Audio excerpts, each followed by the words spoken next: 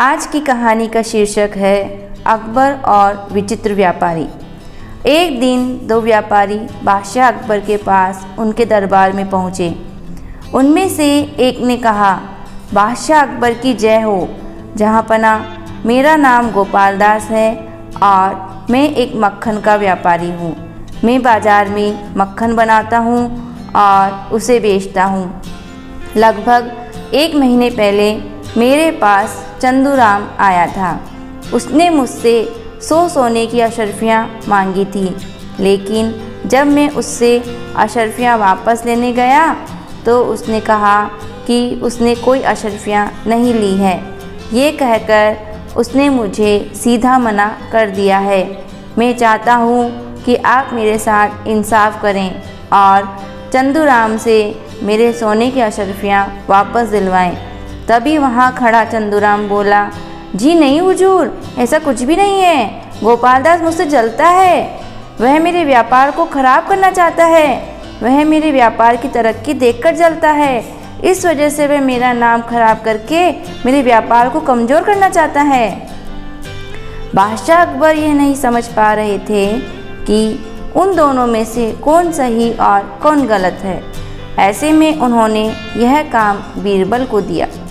उन्होंने बीरबल से कहा कि वह इस बात का पता लगाए कि इन दोनों में से सच कौन बोल रहा है और झूठ कौन बोल रहा है।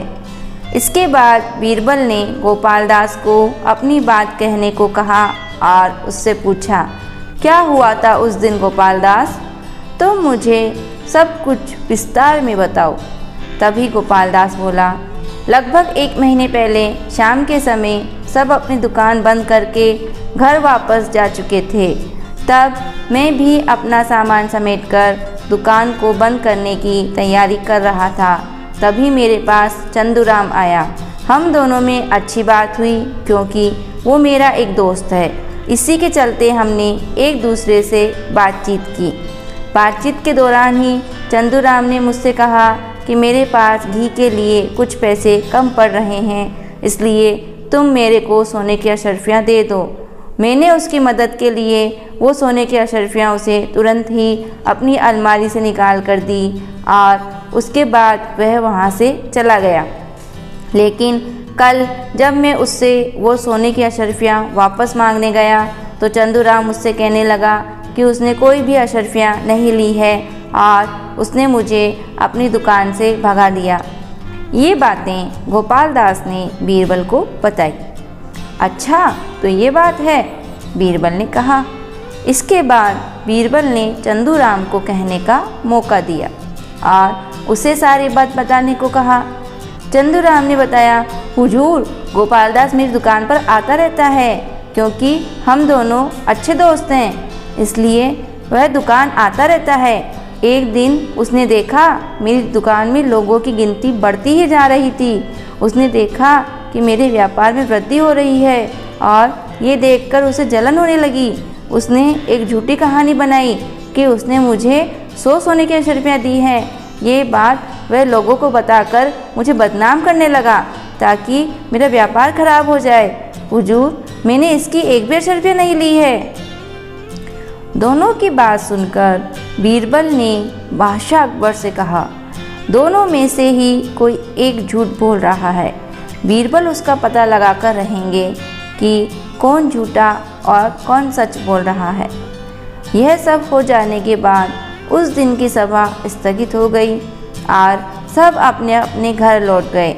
बीरबल अपने घर वापस आकर एक कोने में बैठकर सोचने लगा, आखिर क्या किया जाए जिससे कि पता लग सके कि कौन झूठ बोल रहा है। ऐसे में उन्होंने दोनों के बारे में जानने की कोशिश की। इसके लिए उन्होंने घर के नौकर रामू को बुलाया और उससे बाजार जाने को कहा। बीरबल ने रामू से कहा, रामू, तुम बाजार जाओ और गोपाल दास और चंदूराम के बारे में सारी जानकारी लेकर आओ। रामू बाजार की ओर गया और वहाँ लोगों से बातचीत किया। दोनों के बारे में जानकारी जुटाने के बाद वह घर वापस आया और बीरबल को सारी बात बताई। रामू ने बीरबल को बताया, मालिक, दोनों में से गोपाल दास सबसे ज़्यादा ईमानदार है और लोग चंदूराम के साथ व्यापार करना पसंद नहीं करते क्योंकि वो कई बार लोगों के साथ बेईमानी करता है। ये बात सुनने के बाद बीरबल ने एक तरकीब सोची और अपने नौकर रामू से 2 मटके मंगाए। उन मटकों में बीरबल ने घी डाला।